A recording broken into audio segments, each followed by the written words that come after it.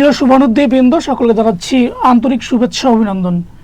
বিশেষ করে প্রিয় শিক্ষার্থীবৃন্দ, সকলকে বিভিন্ন সময় আমরা শিক্ষা, সংস্কৃতি, ঐতিহ্য, বিনোদন ধারাবাহিকভাবে বিভিন্ন কর্মকাণ্ডে আমরা বিভিন্ন সময় দেখে থাকেন আমরা অনুপ্রেরণামূলক কিছু ভিডিও বার্তা আপনাদের মাঝে নিবেদন করি। তার ধারাবাহিকতায় আজকে আমাদের মাঝে উপস্থিত হয়েছেন অক্সফোর্ড খ্যাত ঢাকা বিশ্ববিদ্যালয়ের শিক্ষার্থী এবং মেধাবী মুখ। আমরা তার কাছ থেকে তার পরিচয়টা জেনে নিব। আচ্ছা, সকলকে শুভ সন্ধ্যা। আমি আছি তপেন্দু কুমার বর্ধন। আমি ঢাকা ইউনিভার্সিটির ইলেকট্রিক্যাল অ্যান্ড ইলেকট্রনিক্স ইঞ্জিনিয়ারিং ডিপার্টমেন্টের চতুর্থ বর্ষের শিক্ষার্থী। আমার সেশন হচ্ছে 20-21। তো আর আমার অ্যাটাচড হল হচ্ছে জগন্নাথ হল। তো আজকে আমি এখানে ধন্যবাদ জানাই রূপেন্দ্র তপেন্দু। এই নামটা আসলে কার দেওয়া? আচ্ছা, আসলে আমি শুরুতেই বলতে চাই, আমি হচ্ছে শ্রী শ্রী ঠাকুর অনুকূল চন্দ্রের দীক্ষিত, মানে সৎসঙ্গের।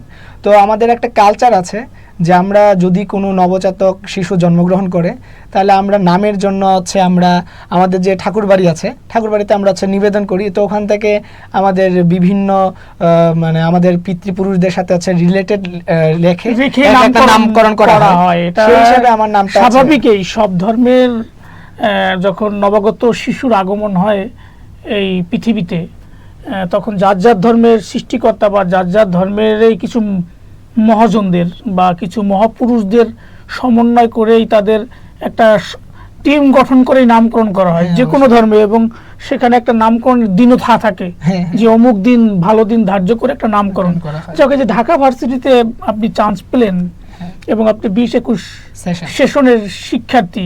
এখন তো ঢাকা ভার্সিটির অনেকগুলো পরীক্ষা হয়ে গেছে, চারুকলা, সি ইউনিট এবং মানবিক বিজ্ঞান বিভাগের পরীক্ষাটা একটু সাময়িক সময়ের জন্য স্থগিত রয়েছে। শিক্ষার্থীদের যে মনের অবস্থা, স্থগিত পরীক্ষাটা যখন আবার শুরু হবে তাদের উদ্দেশ্যে আসলে কি বলবেন?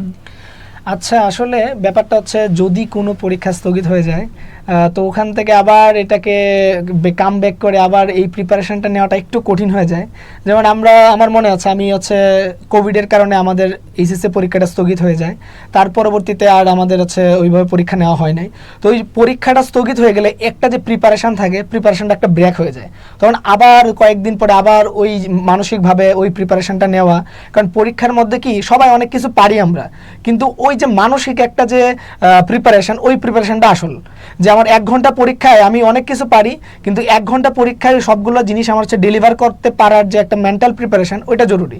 তো আমি সকলকে একটা কথাই আমি বলবো যে হতাশ হওয়ার কিছু নাই, জিনিসটাকে একটু ধরে রেখে, আমাদের পরীক্ষা খুব বেশি দেরি নেই। আজকে হচ্ছে 22 তারিখ, আগামী 27 তারিখ কথা 27 তারিখ মোটামুটি নোটিশ একটা দিয়েছে যে 27 তারিখ একটা পরীক্ষা আছে। তো 27 তারিখ খুব বেশি দেরি না। তো এই কয়েকটা দিন যদি আমরা আমাদের যে বিগত যে পড়াশোনা যতটুকু করেছি, মোটামুটি সবাই আশা করি সবাই মোটামুটি ভালোভাবেই প্রিপারেশন নেওয়া হয়েছে। যেহেতু অনেক কম, প্রত্যেকবার দেখা যায় পরীক্ষার পরে অনেকটা টাইম দেওয়া হয়, কিন্তু এবার বিভিন্ন কারণে আমাদের শিক্ষার্থীদেরকে এত টাইম দেওয়া হয় নাই। খুব ফার্স্ট হচ্ছে আমাদের পরীক্ষাটা নেওয়া হচ্ছে, সময়ের প্রস্তুতি একটা 2 মাস, মোটামুটি সেপ্টেম্বরে তাদের পরীক্ষা শেষ, নভেম্বর ডিসেম্বরে তাদের হচ্ছে অ্যাডমিশন টেস্ট নিয়ে হচ্ছে। তো এই যে জিনিসটা আমি একটা জিনিস বলবো যে তারা হচ্ছে তাদের যে বিগত বছরে যে কোয়েশ্চেন ব্যাংকগুলো আছে, কোয়েশ্চেন ব্যাংকগুলো আমরা খুব ভালোভাবে যদি অ্যানালাইসিস করে ওইগুলা যদি আমরা ভালোভাবে প্র্যাকটিস করতে পারি, এবং আমাদের যে থিওরি যা পার্ট আমরা এতদিন পর্যন্ত পড়েছি সেগুলোর উপরে আমরা একটু শুধু একটু থিওরিগুলা একটু ভালোভাবে একটু নাড়াচাড়া করে আমাদের বেসিকগুলা একটু ক্লিয়ার রাখবো, এবং কোয়েশ্চেন ব্যাংকটা যদি আমরা ভালোভাবে প্রিপারেশন নিয়ে আমরা শেষ করতে পারি তাহলে আমাদের মোটামুটি প্রিপারেশনটা আমাদের হয়ে যাবে, সফলতা নিশ্চিত। এরকম ভাবে একজন সফল ঢাবিয়ান বা যিনি তোমাদের প্রিয় অনুজ বা শিক্ষাক্ষেত্রে বা দীর্ঘ এই পথ চলা এরকম একটা মানুষের এই পরীক্ষার আগ মুহূর্তে গাইডলাইন পরামর্শ পাওয়া কিন্তু অনেক গুরুত্বপূর্ণ।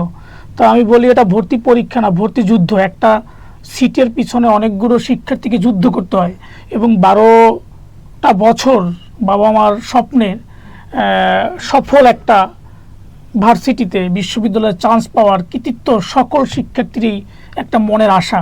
তো আমরা চাইবো এই প্ল্যাটফর্ম থেকে, যেহেতু আমরা শিক্ষা নিয়ে কাজ করি এবং আজকে তোমাদের প্রিয় অনুজ সেই অক্সফোর্ড খ্যাত ঢাকা বিশ্ববিদ্যালয়ের বড় ভাইয়ের কাছ থেকে যে গাইডলাইনমূলক তথ্য পেলে তারও কি আসলে আমরা শুনবো কিছুটা একটু তার ব্যক্তিগত সম্পর্কে, যে তারও কি স্বপ্ন ছিল ঢাবিতে ভর্তি হওয়া বা ঢাকা বিশ্ববিদ্যালয়ে পড়ার? আসলে দেখতে গেলে যে আমরা যারা আছে বিজ্ঞান বিভাগের আছি, তা আমাদের ক্ষেত্রে অনেকের টার্গেট থাকে মেডিকেলে পড়ার, আবার অনেকের টার্গেট থাকে আছে ইঞ্জিনিয়ারিং পড়ার। সেই ক্ষেত্রে আমার যে ছোটোবেলাটা কেটেছে, আমার ছোটোবেলাতে আছে আমার খুব একটা ইচ্ছা ছিল যে আমি ডাক্তার হব। কারণ আমার ঠাকুরমা ছিল, আমার দিদিমা ছিল, তারা খুব চাইতেন যেন আমি ডাক্তার হই। তো সেই থেকে আমারও একটা আমার একটা ইচ্ছা ছিল আমি বড় হয়ে ডাক্তার হব। কিন্তু আমার বায়োলজি এর প্রতি এত একটা ভালোবাসা ছিল না, আমার ম্যাথের প্রতি একটা খুব ভালো একটা পারতাম এবং একটা ভালোবাসা ছিল। তো সেই থেকে আমি হচ্ছে যখন অ্যাডমিশনে আমি ভর্তি হই কোচিংয়ে, তো তখন আমার হচ্ছে আমি ইঞ্জিনিয়ারিংটাই আমি চুজ করি এবং আমি হচ্ছে বুয়েটের প্রিপারেশন নেওয়া স্টার্ট করি, বুয়েট কুয়েট ইঞ্জিনিয়ারিং যে প্রিপারেশনটা। তো দেখা গেল আমাদের পরবর্তীতে আমাদের হচ্ছে যখন রেজাল্ট দিল, তো রেজাল্টে আমাদের এসএসসির উপর বেস করে আমাদের হচ্ছে ইন্টারের যে রেজাল্টটা হলো, সেই ক্ষেত্রে বুয়েটের ভর্তি পরীক্ষায় তারা হচ্ছে এসএসসির মার্কটাকে কাউন্ট করলো। তো এসএসসি মার্কটাকে যেহেতু আমি হচ্ছে গ্রাম থেকে বড় হয়েছি, গ্রামের স্কুলে পড়েছি, তো দেখা গেল আমার টোটাল মার্কটাকে যদি আমি কাউন্ট করি সেক্ষেত্রে আমার হচ্ছে কিছু মার্ক কম হয়ে যায়। তো আমি হচ্ছে বুয়েটে আর পরীক্ষা দিতে পারি নাই। তারপর আমার হচ্ছে চিন্তা করলাম যে হচ্ছে এখানেও তো আমাদের ইঞ্জিনিয়ারিং ফ্যাকাল্টি আছে এবং এটা ঢাকার ভিতর, আমরা মোটামুটি যারা ঢাকার ভিতর থাকতে চাই তা আমাদের জন্য এটা একটা ভালো একটা বেস্ট অপশান। তারপর আমি হচ্ছে ভার্সিটি কর প্রিপারেশন নেওয়া শুরু করি। তো সেখান থেকে আমি হচ্ছে ঢাকা ইউনিভার্সিটির জন্য ভালোভাবে প্রিপারেশন নিলাম এবং এখানে আমার পরমপিতার অশেষ দয়ায় আমি হচ্ছে এখানে ত্রিপলি ডিপার্টমেন্টে আমি হচ্ছে ভর্তি হওয়ার সুযোগ পেয়েছি। তো মোটামুটি আমার যে ইঞ্জিনিয়ারিং নিয়ে পড়ার যে একটা ইচ্ছা ছিল সেটা মোটামুটি আমার একটা হয়ে গেছে। প্রিয় ভাইয়ের ক্যাম্পাসের সকল শিক্ষার্থীদের জন্য আগাম অভিনন্দন। অবশ্যই নবাগত বা নতুন যারা আসবে তাদের উদ্দেশ্যে যদি ছোট্ট করে একটু বলতেন। আচ্ছা, যারা আসবে তারা আমরা খুব একটা আশা নিয়ে আসি যে আমরা এটা যেহেতু হচ্ছে প্রচলিত একটা কথা যে প্রাচ্যের অক্সফোর্ড, আমরা খুব আশা নিয়ে আসি যে আমরা এখানে অনেক কিছু করব এবং বিভিন্ন পরিস্থিতির শিকার হয়ে আমরা আমাদের যে স্বপ্নটা অনেকেই হয়তো বা সেটা ছুঁতে পারি না, কিন্তু এখন আমরা চেষ্টা করব আমরা আমাদের যে সামনের দিনগুলা খুব এখন মোটামুটি ক্যাম্পাসে পড়াশোনা করার মতো এত ঝামেলা একটু কম।